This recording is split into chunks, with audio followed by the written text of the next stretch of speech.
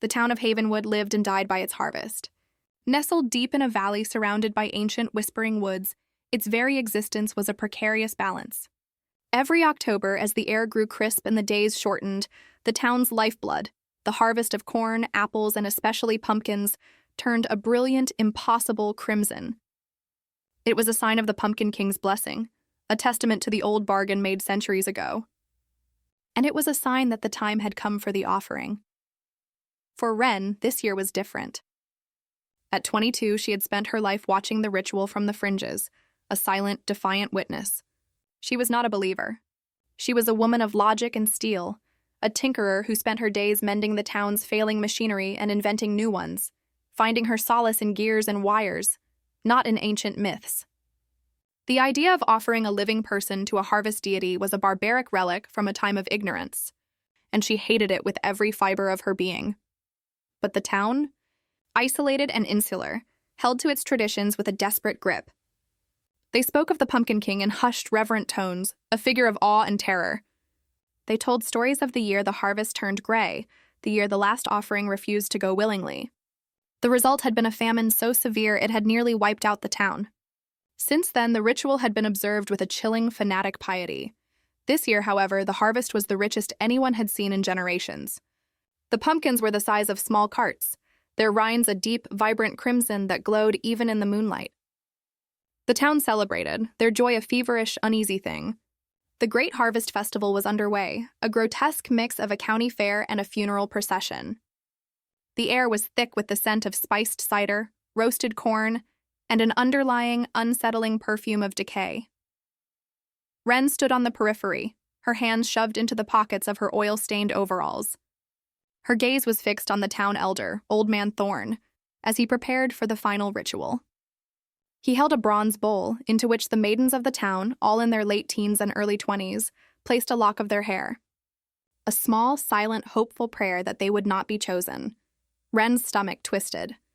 She had refused to participate. She would not offer herself up for a myth.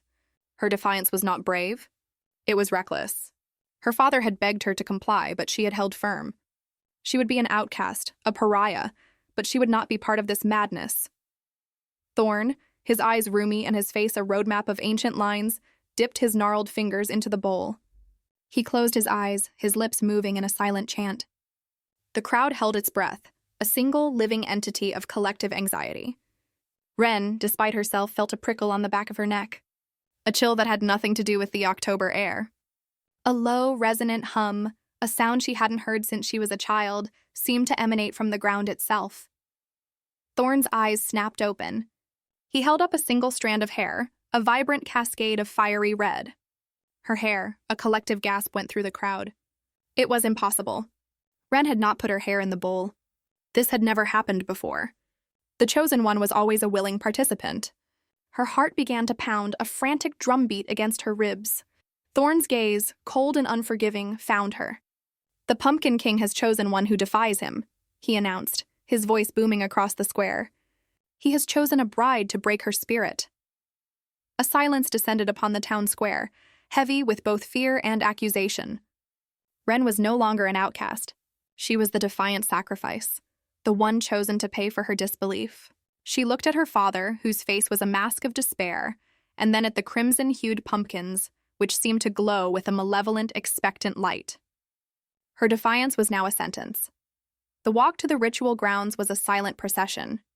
The townsfolk of Havenwood, their faces a mixture of fear, relief, and grim satisfaction, followed Wren as if she were already a ghost.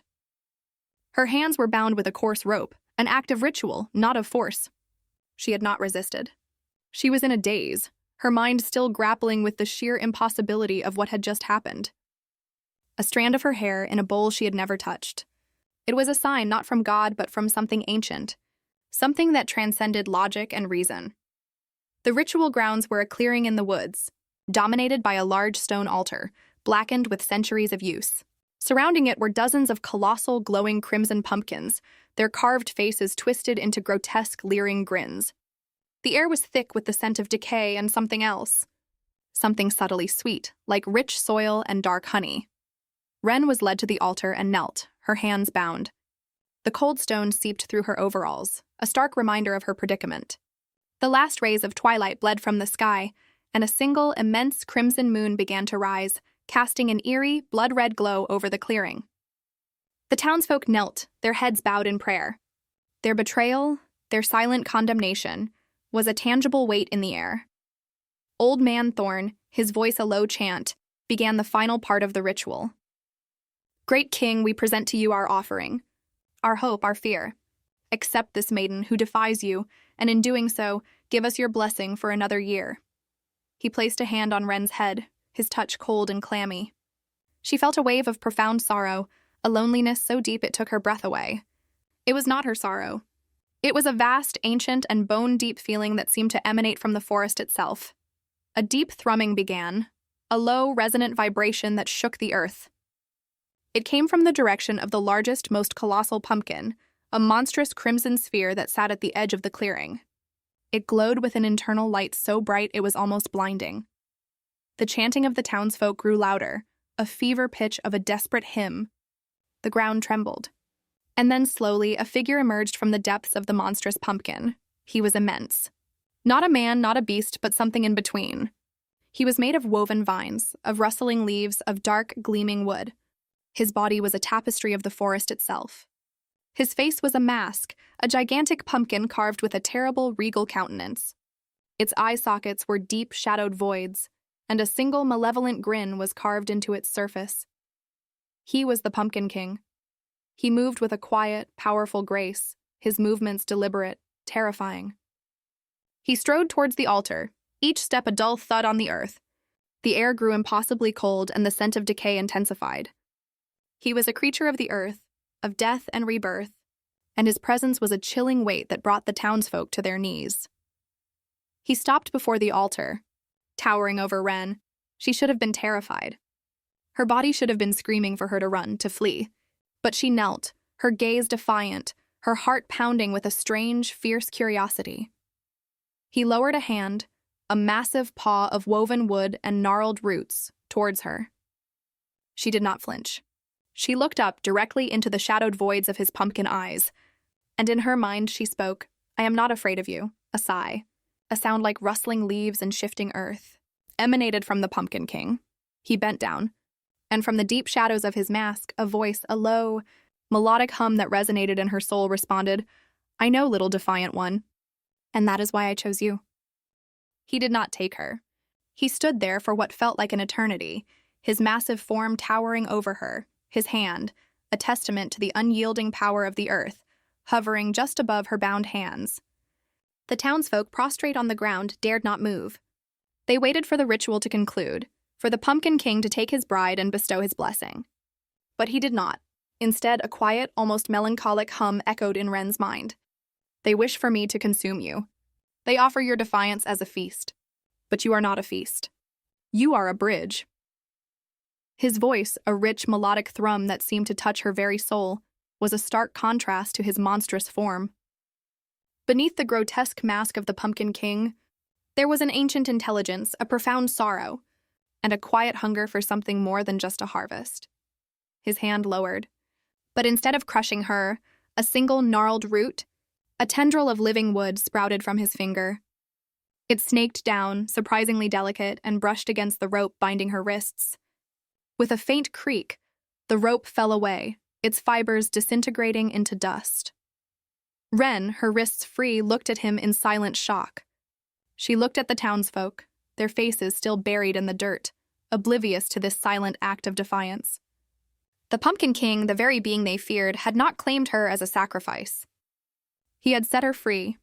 He bent down, his colossal face close to hers, the scent of earth and honey now overwhelmingly potent. His voice in her mind was a direct, intimate whisper. "Come, follow me."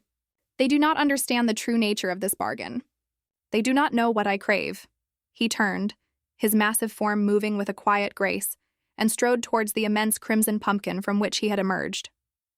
He didn't look back, trusting inexplicably that she would follow. Wren hesitated for a moment, her mind reeling. She could run. She could flee into the woods, back to the town. But to what? To a community that had offered her up for death? No. A fierce, rebellious resolve hardened in her heart. She would not run. She would follow this strange, terrifying entity. She would find out what he truly was, what he truly wanted. She rose from the altar, her body aching, her movements slow and deliberate. She walked past the kneeling forms of the townsfolk, past the leering faces of the crimson pumpkins, and followed the Pumpkin King into the immense, glowing orb of light. The world inside was not what she expected. It was a cavernous space, a cathedral of living, breathing light. The walls pulsed with a gentle crimson luminescence. The floor was soft, yielding earth, a rich, dark soil that teemed with life. The air was warm, and it smelled of 1,000 blooming things. This was not a monster's lair. This was a sanctuary, the heart of the harvest itself, and at its center stood a throne, a massive, ornate seat carved from gnarled roots and dark wood. The Pumpkin King turned to face her, his pumpkin mask glowing softly. He lifted a hand towards her, a gesture of quiet invitation. She walked towards him, her heart no longer pounding with fear, but with a strange, unreadable mix of awe and a dark, dangerous attraction. She had walked willingly into the belly of the beast, and she found not a monster, but a king, and a world that was utterly, terrifyingly beautiful. The throne room was a silent testament to a forgotten power. The Pumpkin King, immense and imposing, lowered himself onto the root-carved throne. The light within the chamber, radiating from the walls of the pumpkin, cast long, dancing shadows that played across his monstrous form. He watched Wren, his immense, shadowed eyes following her every move as she stood, a small, defiant figure in the center of his realm. After a long, expectant silence, Wren finally spoke, her voice surprisingly steady. "Who are you? What is this place?" A sigh, weary and profound, echoed in her mind. "I am the king, and this is my prison." The words, so full of ancient sorrow, were utterly at odds with his terrifying appearance. Wren's brow furrowed in confusion. "A prison? But you control the harvest. You control them." She gestured back, to the town she had just left behind. "I control the land," he corrected, his voice a low thrum. "But the land controls me. I am bound to this place, to this barren soil. I cannot leave. My purpose is to ensure the harvest. It is my life. My curse." He shifted, his massive body groaning softly as he rose from the throne. He walked to the edge of his cavernous sanctuary, his hand reaching out to the pulsing crimson walls of the pumpkin. As his hand touched the surface, a wave of profound pain radiated from him, a silent scream that tore through Wren's mind and made her gasp. "It feeds on me. The harvest feeds on me. Each crimson pumpkin is a fragment of my power, my soul. They take a part of me, and in return I give them life. A life I cannot have." Wren stared, a dawning horror and pity mingling within her. This was not a king. This was a sacrifice. He was the perpetual offering, the price for the town's survival. "The maidens," she whispered. "The offering? What do you do with them?" A cold, bitter laugh, a rustling of dead leaves filled her mind. "They believe the essence of the maiden feeds me, restores me. They believe their fear and reverence is my sustenance, but it is not. I take a small fragment of their souls, their essence. It is a pitiful, temporary balm for the gnawing loneliness of 1,000 years." He turned, his massive, pumpkin-carved face a portrait of utter desolation. He was a creature of immense power, of life and death, and yet he was profoundly broken. He was a hollow king. "But you didn't take my soul," Wren said, her voice filled with a sudden, aching sadness. "You freed me." "I could not," he said, the voice in her mind filled with a weary yet profound vulnerability. "You are defiant. Your soul is a storm, a tempest of will and spirit. To take a fragment of it would be a waste. And I saw in you a loneliness that matched my own, a spirit that did not belong to their world, a mind that could perhaps understand." He walked towards her, his form casting a long, imposing shadow. He knelt, his immense body dwarfing her. His pumpkin mask, once terrifying, now held an expression of quiet expectation. He was a being of ancient, raw power, but he was also a soul aching for connection. He lifted a hand, a vast paw of wood and roots, and from his palm, a single glowing crimson seed sprouted. He offered it to her, a gesture of profound trust and a plea for understanding. "Take it," he said, his voice a melodic hum in her mind. "A part of my power, a gift from my curse, the seed of a new kind of harvest." A harvest not of fear and sacrifice, but of a different kind of life. A life with me. Wren, her hand trembling, reached out and took the seed. The moment her fingers closed around it, a warmth, like a gentle living ember, spread through her palm. A wave of shared emotion, of profound loneliness and desperate hope washed over her. This was not a bargain of fear. This was a vow. A dark, beautiful promise from a hollow king to his chosen bride. She was no longer just a maiden. She was a keeper, a kindred spirit, a bridge between two worlds. The crimson seed pulsed in Wren's palm, warm and vibrant, a tiny heart beating with the essence of the Pumpkin King. Its glow illuminated the carved lines of her hand, highlighting traces of oil and grime from her tinkering. This was not the rough, dusty world of gears and logic she knew. This was pure, living magic, ancient and undeniable. It is a connection, the king's mind voice resonated, a low thrum of explanation and hope. A shard of my essence. It will allow you to see, to feel, to understand the truth of my domain. And it will protect you. Wren looked up at him, still kneeling before her. His vast pumpkin mask seemed less monstrous now, more like a somber, ancient face. The shadowed voids of his eyes held an unnerving clarity, a depth of melancholy she felt in her own heart. He wasn't just a powerful entity. He was a lonely one. What do I do with it? She asked, her voice hushed in the quiet grandeur of his inner sanctuary. Plant it, he instructed, in the soil of this grove. It is the beginning of a new pact, a new harvest. Wren nodded, her fingers tightening around the seed. She walked to the edge of the cavernous chamber, where the rich, dark soil of the floor met the glowing crimson walls. She knelt, digging a small hole with her bare hands, feeling the cool, fertile earth beneath her fingertips. It smelled of life, of growth, of things hidden and nurtured.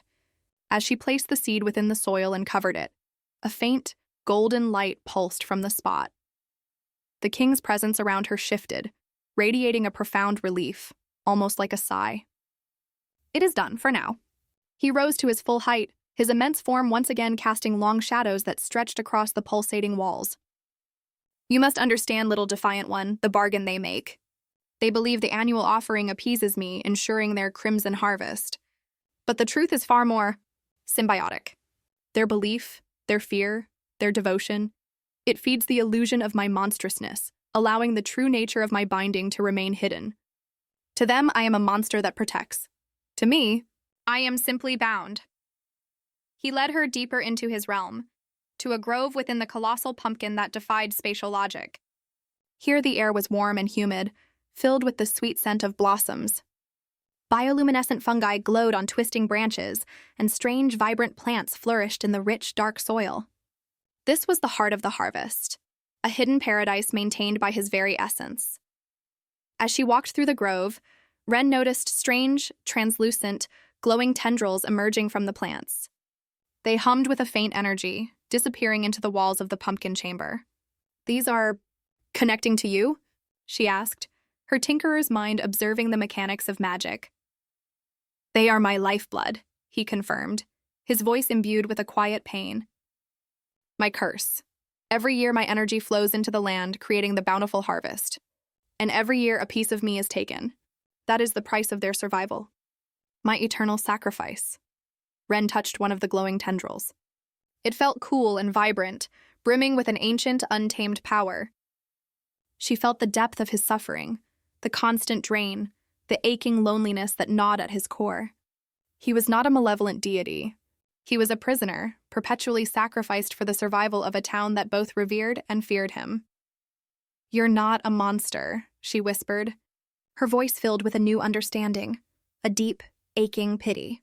You're a protector, a willing captive, and you, little defiant one, he resonated, his hand reaching out, a gnarled root finger gently brushing her cheek, are the first in centuries to truly see me. Days within the Pumpkin King's sanctuary blurred into an ethereal existence. Wren, the pragmatic tinkerer, found herself immersed in a world of living magic. She learned the rhythms of the grove, the pulse of the king's vast ancient heart that sustained it. Her connection to the crimson seed she'd planted deepened, allowing her to feel the subtle shifts in his energy, the ebb and flow of his profound melancholy. The king, whom she now simply called Hallow in her mind, a name born from his hollowness and the sacredness of his domain, was a creature of stark contrasts.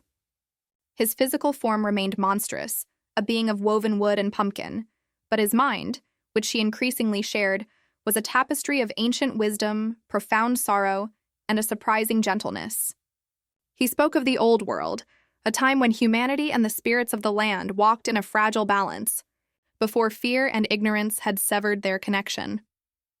He taught her about the magic of the land, how it flowed through ley lines, how the harvest was a manifestation of its vitality, and how his own power, an ancient earth magic, had been bound to this specific valley. The curse, he explained, wasn't just a binding spell. It was a pact made by his ancestors, a protective measure that had gone awry, transforming him into a perpetual sacrifice. They feared the wildness of true magic, Hallow's mind voice hummed, as he showed her a section of the grove where bioluminescent moss pulsed with intricate patterns. They created this town, Havenwood, as a haven from the chaos of the outside world, powered by my unending life. But their bargain became my cage. Wren, her fingers tracing the glowing patterns of the moss, felt a growing sense of anger on his behalf. So they chained you, turned you into a monster to ensure their survival? And they call it a blessing. It is what they needed to believe, Hallow responded, his voice laced with resignation. Their fear protected them, and in turn, it bound me. It became a self-sustaining cycle. Until you. He turned, his vast pumpkin head tilting slightly. You are different, little defiant one. Your mind is open. Your spirit seeks truth, not comfort and illusion. You see past the mask. Wren looked at him, at the immense, ancient being who had become her captor, her confidant, and her unexpected protector. The initial terror was long gone, replaced by a fierce, tender empathy. She reached out, her hand gently brushing against the gnarled roots of his arm.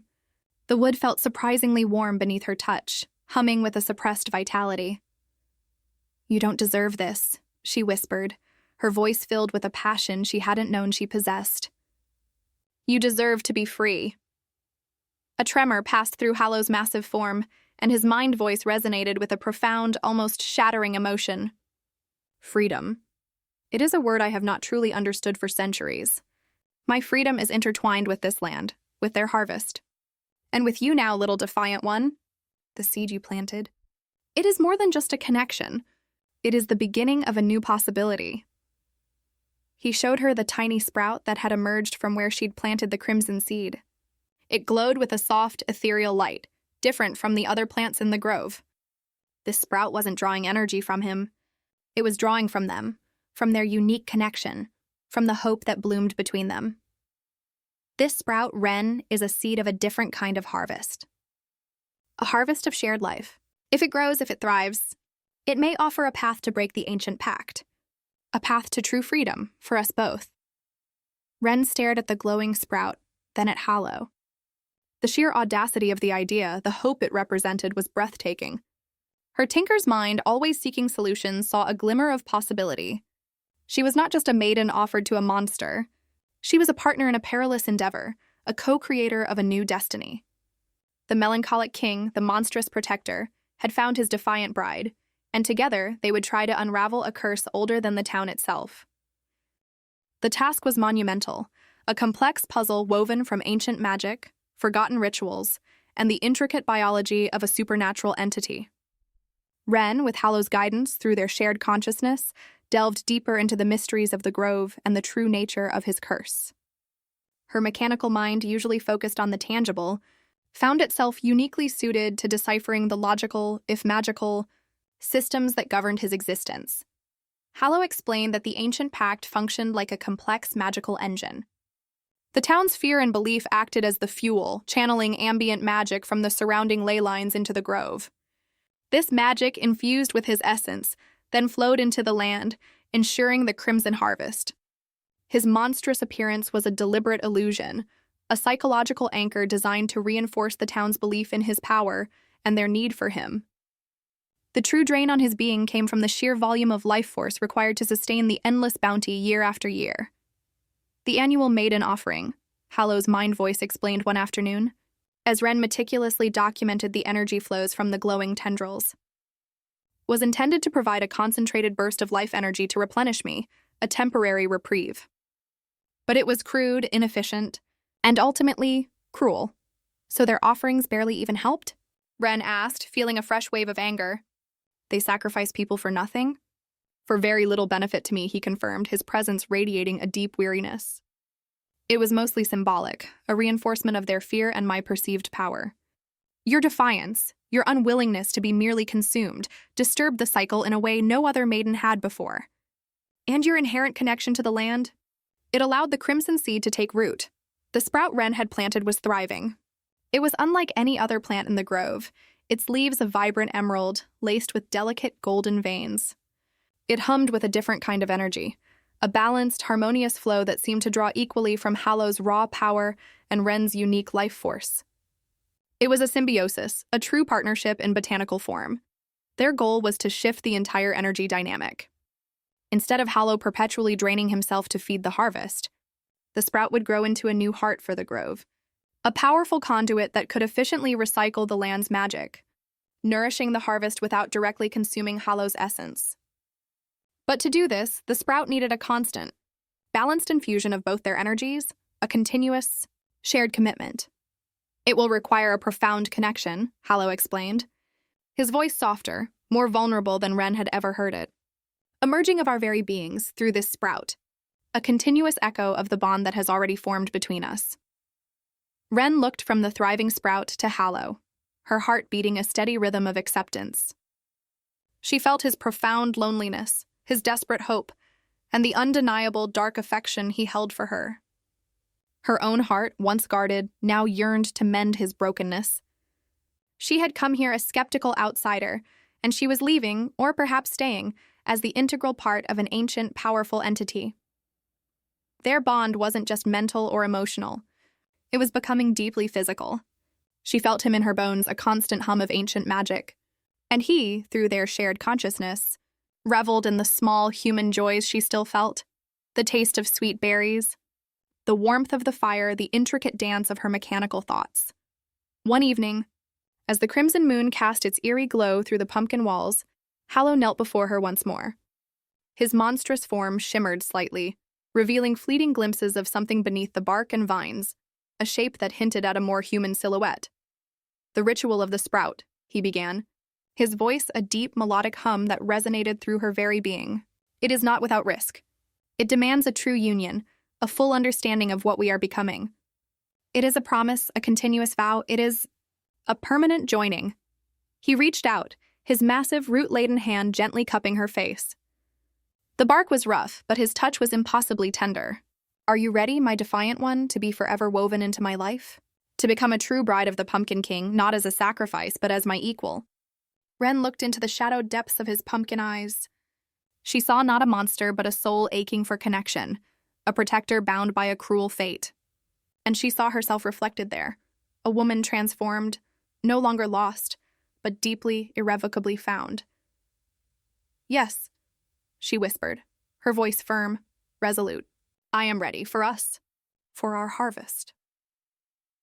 The night of the grand ritual arrived, heralded not by the town's frantic chants, but by the quiet, powerful hum of magic within Hallow's sanctuary. The crimson moon hung heavy in the sky, casting a blood-red light through the pulsing pumpkin walls. Wren and Hallow stood before the thriving sprout, which had grown into a luminous, waist-high plant, its emerald leaves glowing with soft golden veins. It was the heart of their shared hope, the conduit for their new beginning. Hallow's form, usually immense and formidable, seemed softer tonight, almost translucent in places, hinting at the profound shift occurring within him. He held out his hand, a massive paw of woven wood and roots, to Wren. She took it, her smaller, human hand enveloped by his powerful grasp.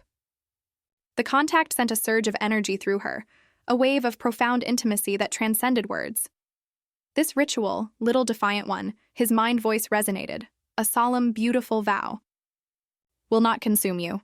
It will intertwine us. Your analytical mind, your defiant spirit, your human warmth will temper my ancient power, guide my purpose, and my deep connection to this land, my life force, will protect you, sustain you, make you a part of all that I am.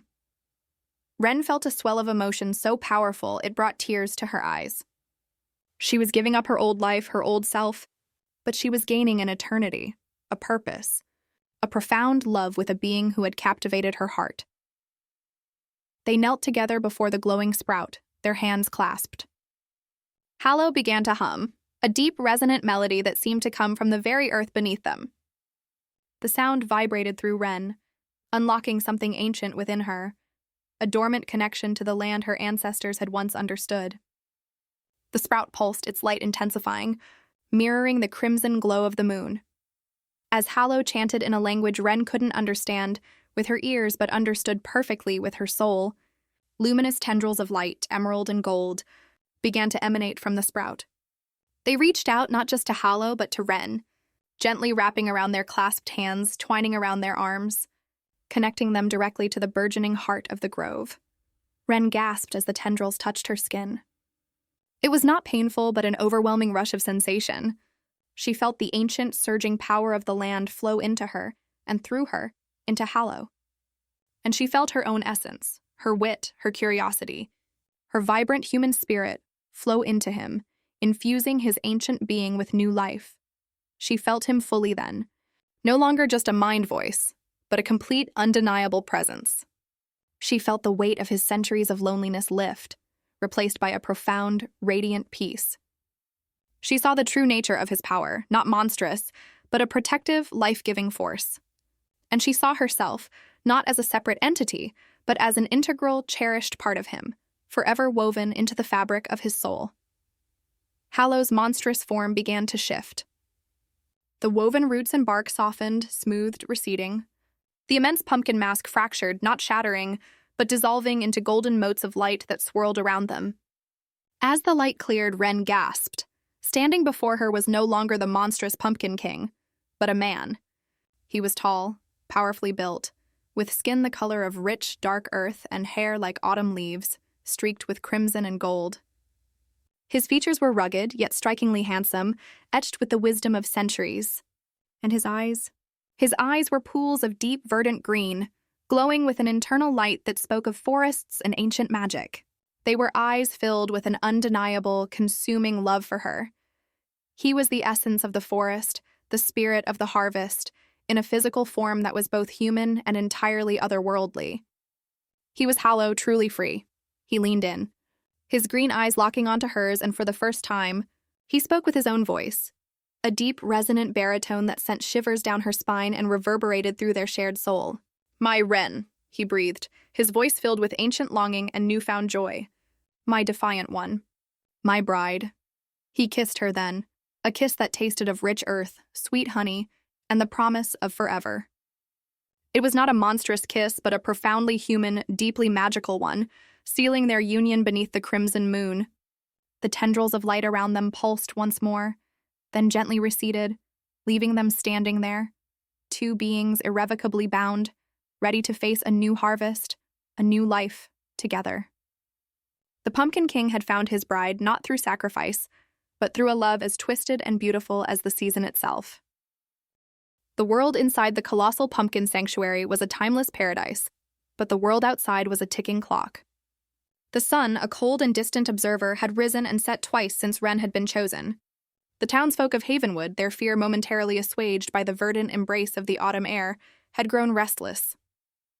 The harvest was secure, but the maiden had not been consumed. The bargain, in their minds, was incomplete. Hallow, now in his human form, sat with Wren on a bed of glowing moss, his hand wrapped around hers. He was magnificent in the subtle light of the sanctuary, his green eyes luminous with a new life, his presence radiating a quiet power.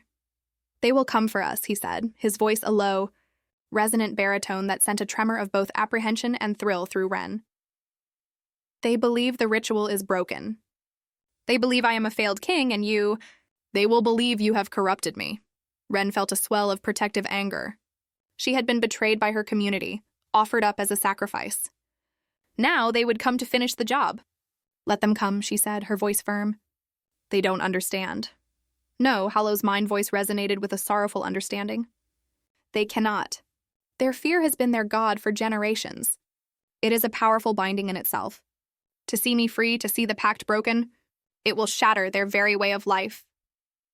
He stood, his human form as commanding as his monstrous one. "We must face them, Wren. The old pact must be undone completely, or it will continue to drain the land, and in doing so, drain me. We must show them the truth of the new harvest. He led her back through his sanctuary, past the thriving emerald sprout that was now their shared life, and to the entrance of the immense pumpkin. He held out his hand, offering her a choice, a final terrifying leap of faith. "Are you ready, my love, to show them the new king?" Wren, her heart a steady drumbeat of acceptance and defiance, took his hand. She was no longer a skeptic, a tinkerer, or a maiden. She was the queen of his heart, the keeper of his truth. Together they walked out of the sanctuary and into the blood-red light of the crimson moon. The townsfolk of Havenwood had gathered once again in the clearing, their faces pale with a mixture of fear and fury. Old Man Thorn, his face contorted in a mask of righteous indignation, led them. They carried torches, pitchforks, and makeshift weapons, their prayers for salvation now replaced with chants of vengeance. "The bargain is broken," Thorn shrieked, his voice raw. "The maiden has corrupted the king. The harvest will turn to dust. We must slay the monster and his tainted bride." As one, they surged towards the massive crimson pumpkin. But before they could reach it, the entrance shimmered with a soft, ethereal light, and Hallow and Wren emerged. A collective gasp went through the crowd. They stopped dead in their tracks, their torches held high. They had expected a monster. They had expected a beast of woven wood and terrifying pumpkin. They had not expected a man. A man of immense, quiet power, with eyes of verdant green that seemed to see into their very souls. And they had not expected Wren, the defiant outcast, standing beside him, her hand clasped in his. Thorn, his face a mask of disbelief, stumbled back. "It's a trick." "It's a sorcery." "It is the truth," Hallow said, his voice ringing with a calm authority that silenced the crowd. "The curse is broken. The bargain is undone." He raised his hand, and from the ground beneath their feet, from the very soil of the clearing, small green sprouts laced with golden veins began to emerge. They grew with an impossible speed, twisting and twining into a single, vibrant plant that bloomed before their eyes. The plant glowed with a soft, pulsating light, and its scent, the scent of fresh earth and life and rain, was a perfume of hope in the chilling night air. "This," Hallow announced, his voice imbued with a quiet, solemn power, "is the new harvest. A harvest born of symbiosis, not sacrifice. A harvest that will nourish the land without draining a life." He turned to Wren, his eyes filled with a love so profound it brought tears to her eyes. A harvest born of a new pact, a pact of love. The town, however, was not ready for such a truth. They were bound by 1,000 years of fear. They saw a trick, a demon. "The maiden has bewitched him," Thorn screamed, raising his hand. "Destroy them!" The townsfolk surged forward, their faces contorted with a mob's ugly fury. But they did not get far. With a wave of his hand, Hallow created a barrier of ancient roots and gnarled wood that erupted from the earth, blocking their path. He was not a monster of vengeance. He was a king of quiet power, a protector of a new world. He stood there with Wren, a king and his bride, a man and a woman who had defied an ancient curse, their love a powerful, living force. He did not fight them. He simply stood, a living testament to a truth they were not ready to accept. The townsfolk of Havenwood, their path blocked and their will broken, retreated in disarray. They had come to destroy a monster, but had instead found a king. And they were terrified of what that meant. Wren and Hallow remained in the clearing, watching the torches disappear into the night. The immense crimson pumpkin behind them began to change. Its hard pumpkin rind softened, its crimson light faded, and its colossal form slowly, gently, began to fall apart, its substance returning to the earth from which it came. The sanctuary was no more. The ancient pact was truly, finally, broken. "It is done," Hallow said, his voice filled with a profound sense of peace. "The curse is gone. My purpose, my life, is now entirely my own." He turned to Wren, his green eyes luminous with a joy she could only feel, a love she could now share. "And so is yours." He had not just freed himself. He had freed her from the curse of being an outsider, a defiant spirit in a world that would not accept her. He had given her a home, a purpose, a love that was a universe unto itself. They walked together, hand in hand, through the woods, away from the town of Havenwood. Hallow moved with a confident, powerful grace, his body finally free. He had no need for his old, monstrous form. He had her, and she was the anchor of his new existence. Wren, for her part, was a different woman. Her hands, once only capable of mending gears, were now steeped in the ancient magic of the earth. She could feel the pulse of the land, the whisper of the trees, the hum of the magic that flowed beneath their feet. She was not just a human anymore. She was the queen of his heart, a partner in a destiny as vast and powerful as the world itself.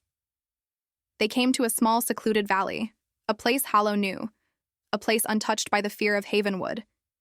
Here the soil was rich, the magic was pure, and the air was alive with the promise of a new life. "We will build our home here," Hallow said, his voice filled with a powerful, loving authority. "Our own sanctuary. We will tend to this land, we will nurture it, and we will create a new harvest. A harvest of our own choosing." Wren looked up at him, at his handsome face, at the profound love in his eyes, and a wave of pure, unadulterated happiness washed over her. She was not just a woman who had spent Halloween night in a haunted place. She was a bride who had dared to love a monster, a king who had finally found his queen. He leaned in, his lips finding hers in a deep, soul-sealing kiss. It was not the kiss of a ghost, but the forever kiss of a man whose heart was finally full, whose spirit was finally free. The Pumpkin King had found his bride, not in fear or sacrifice, but in a love as beautiful and eternal as the crimson moon itself. And together, they would create a new kind of harvest, a harvest of love, a testament to a truth the world had yet to learn.